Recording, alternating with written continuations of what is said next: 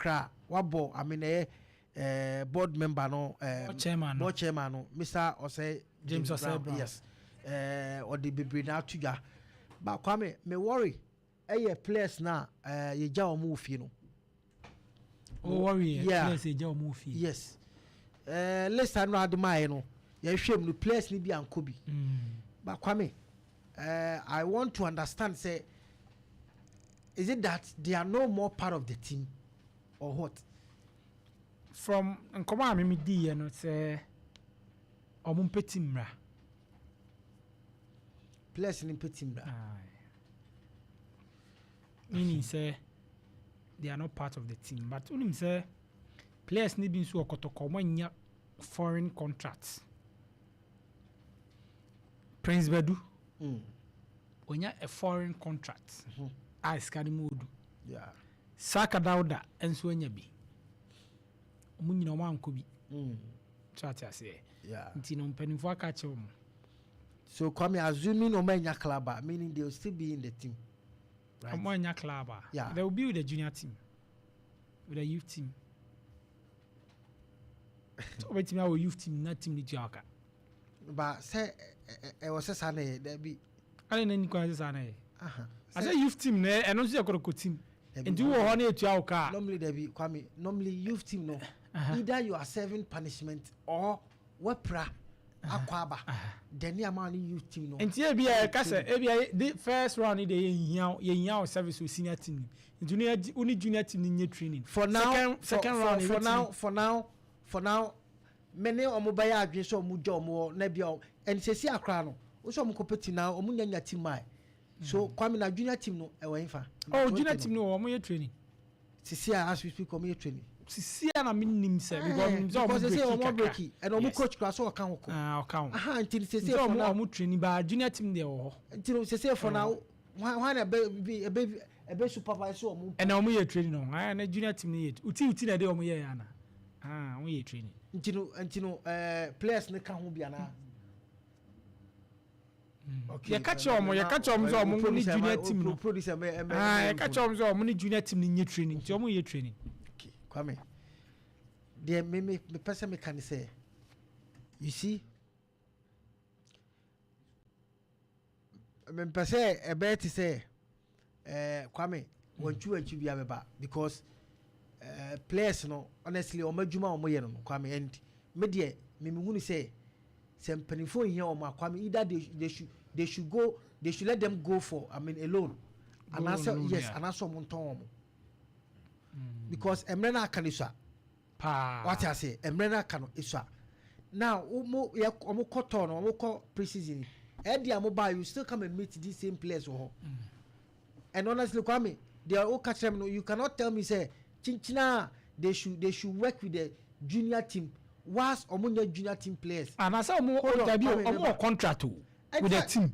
junior team means your Kotoko team but you know what is wrong with you working with them I don't know kwame it's never done anywhere untimi omunya training anya untimi o for obetimi no omunya training na boso ye tia o ga problem kwame and the problem is say you say en kan sa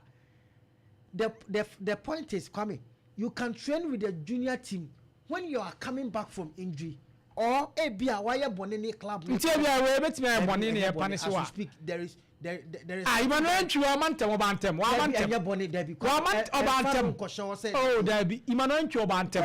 wa mantem coach ni ka bibi say wa mantem ti no man junior what we are told ni say omuni junior team ni nko training ti be dey hu say bia Zuba meba bia omuye training ni na da be Tuesday ebetimi aba say o china kwa say okay ye ma mo ko say mo nko training just to punish you and answer to serve some punishment and then move for am rankan and so be fan say I know they are saying see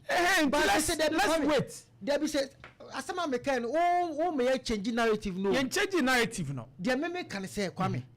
me person me hu say now ja wo fie no when senior team no return back are they going to join them or they are leaving the club omunya mind ye ntimi hu so kwame until the point is media me person me can say if club ni here almost service kwame emre ko enchebe start league no